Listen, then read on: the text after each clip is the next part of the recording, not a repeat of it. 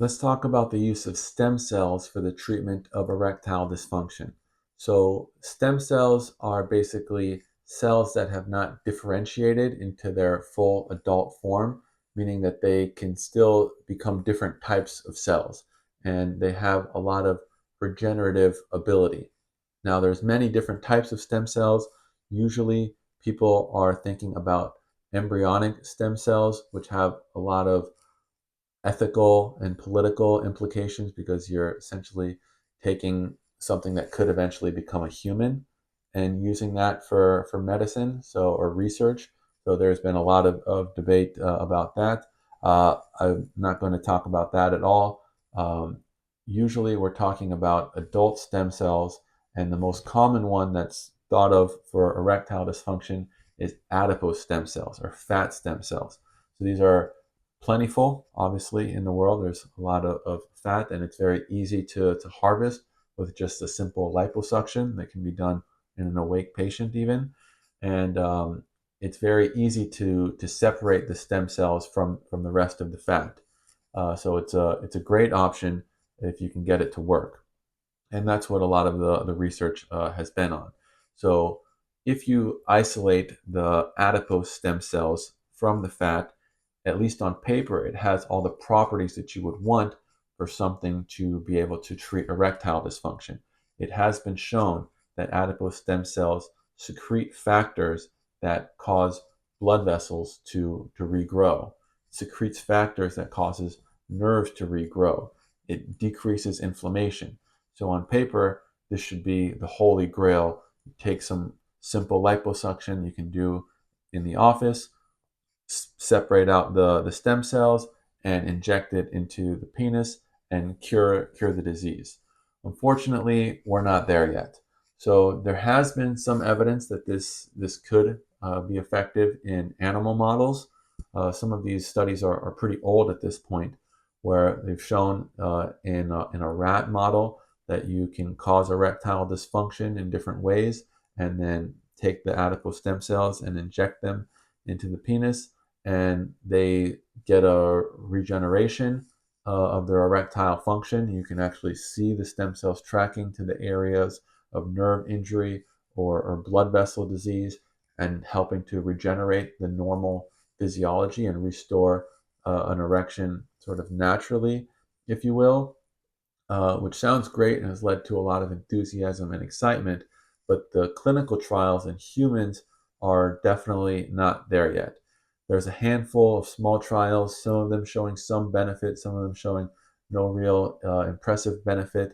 There's a lot of questions into the details of how to do this type of treatment. What's the concentration of stem cells that needs to be given? How many doses need to be given? With what type of frequency? Are there any sort of other treatments that need to be done at the same time? So there's a lot of questions still out there. This is definitely very far away from being standard of care. So it has the potential, but it's still not there yet. Now, there are clinical trials ongoing, especially in other countries, where people are being enrolled to do these stem cell treatments with various other treatments at the same time. Like one I know is with shockwave therapy. So I have a whole separate video on shockwave therapy about how, at least in theory, ultrasound waves directed at the penis could help regenerate some of that blood flow damage to the arteries. And so there's one trial I know the authors that are doing, that they are using adipose stem cells in conjunction with the shockwave therapy to see if that causes a significant improvement in the erectile function. There'll be years until we have really results from those trials and where this becomes commonplace in use. So if you're a patient who's considering one of these sort of alternative or regenerative treatments, I would caution you against going to your local person who's marketing this, because they're doing it most likely off label, off of any sort of clinical trial, without any supervision or surveillance, and they're likely asking you to pay a lot of money cash to do something that may or may not work, and they may or not be doing it the proper way. If you're going to do it, I would find a clinical trial where the authors or the researchers have put a lot of time and money into this. To do a clinical trial, you have to get ethics approval to do it, saying that what you're doing is ethical. This has to be reviewed by an ethics committee, and you need a lot of money to get the trial going. So it's not, it sort of gives you some legitimacy. So the other benefit also of doing a clinical trial is the results from your experience will eventually be published and help move the science forward.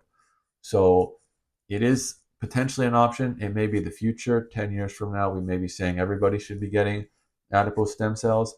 But at this point, it's considered entirely experimental. The American Urological Association guidelines say that you should not be doing this in the absence of a clinical trial.